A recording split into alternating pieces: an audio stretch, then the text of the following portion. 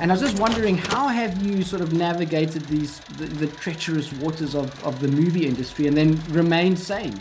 I think the thing that's kept me sane is learning to not take a lot of the rejection personally, and it took me a very long time to wrap my head around that.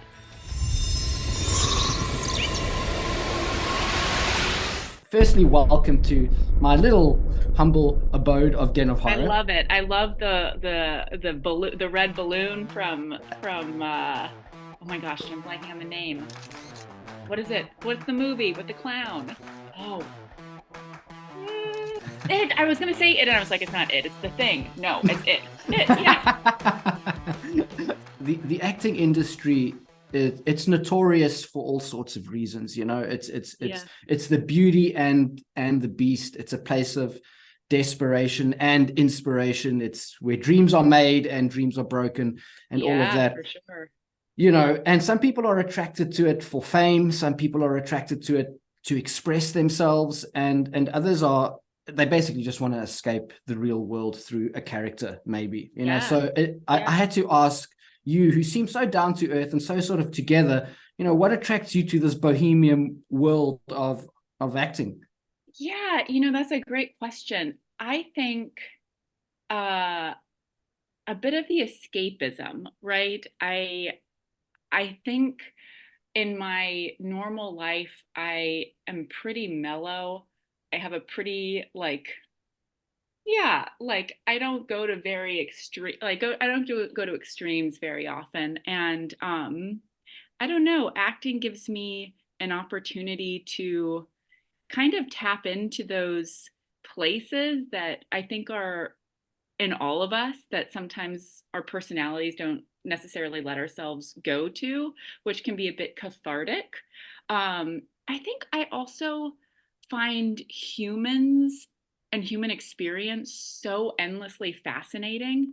I think like if I wasn't an actor, perhaps I'd be like a psychologist or something, because I just like, you know, trying to put myself in um, another person's shoes and try and dissect why they behave a certain way. And then I think another thing that drew me to the profession was, I think, just the profound power of storytelling, right? Like we are given as actors the opportunity to um, tell stories that can move people, that can perhaps change the way they see a certain thing, that can, it's a wonderful and powerful thing that we're able to do, in that we're able to hopefully, yeah, tell a story that can elicit a feeling from a person, which I think is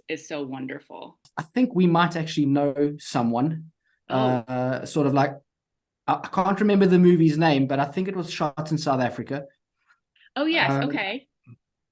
and the actress that I'm thinking of is Angelique Pretorius. Oh, I love Angelique. She's Oh a yeah. delight. I love her. Awesome. Yeah, I think we probably worked together for about a month in a casting agency way back, you Oh know. my And gosh. yeah, it's just so weird when I was sort of, you know, going through your filmography and I was like, hey, what, Yes. hey, you know, it's just like, Oh, what a small world. She is so talented, and such, like, she's a phenomenal person. And the film that you mentioned, Mind Thief, she co-wrote that. She stars in it. She's a tour de force. She's wonderful. and I was just wondering, how have you sort of navigated the treacherous waters of the movie industry and then remained sane? Oh yeah. I mean, I think it's an ongoing project, remaining sane in this business. I think for me, and it took me a while to learn it, because you're right, you're like mixing this very delicate and beautiful creativity with a business that is completely cutthroat, and for an actor, like, is so volatile, right? um I think the thing that's kept me sane is learning to not take a lot of the rejection personally, and it took me a very long time to wrap my head around that, that it is a business, and you audition for things and you do your best, and sometimes you don't get it because they wanted a redhead, or it has absolutely nothing to do with you. So learning, trying to build a thicker skin, I think. And then I think for me, it's surrounding yourself with people who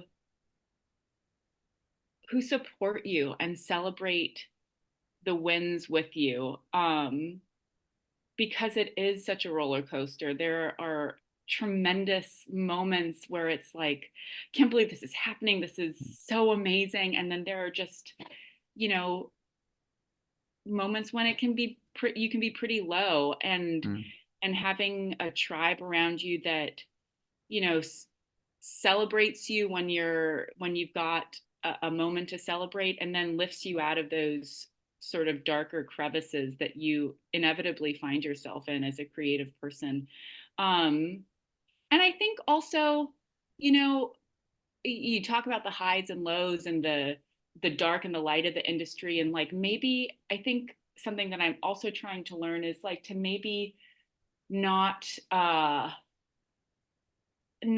put all of, like, let them be less extreme, like enjoy the high, but it's not everything, right? There are things in life that can bring you just as much joy as like having a movie premiere at a big festival, whether that's like having a wonderful day with a friend or a family member, like trying to understand that these highs are not everything. And on the flip side, the lows are not everything, right? Like, just because you didn't get that project doesn't mean that the world's ending, Yeah. So yeah, just trying to find a bit more of an even keel, and then surrounding yourself with the creatives that really support you in that. And I think, for many years, I think I believed that, I was in competition with every other actor out there, and that's just not true. And it's such a better existence when you can accept someone's help and then give your help to them, right? Because it is a collaborative industry, both on set and off set, right? You need your people. Yeah. So I think that's the trick, is like not taking everything, not going to those really high places and those really low places, and then finding your community. Have you ever lost out on a role that left you, as you say, feeling kind of gutted? And do you recall that? Is there one or two in particular?